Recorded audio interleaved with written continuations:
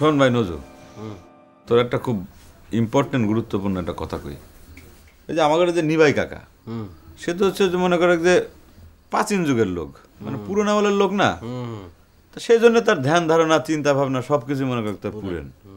সেই জন্য সে আর কি বলে যে ইয়াং লেডিসরা তারা নাকি সেই শিবের মতো স্বামী পছন্দ করে।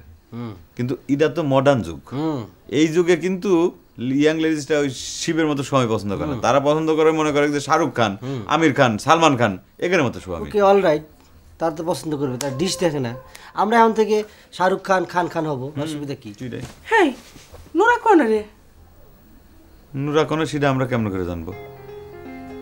কে তোরা তার সাথে ছিলি না? কি যে কও মা, একটা পাগলের সাথে কি আমাদের ঘোরাফেরা করে চলে? সময়ভাবে নিজের কাজে ফেল মারতেছি।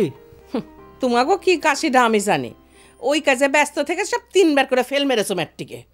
মা তুমি তো আসলে বুঝতে পারতেছ না, সেই সময়ের কাজ আর এই সময়ের কাজ এ দুটো তো এক কাজ না, ডিফারেন্ট কাজ, ডিফারেন্ট। এখন একটা কথা বলি, আগেরকার কাজ ছিল খেলাধুলা করা, আর এখনকার কাজ হচ্ছে গিট্টু খোলা, বুঝতে পারিস? কিসের গিট্টু খোলা? গিট্টু মানে অন্তরের গিট্টু খোলার কথা করছে।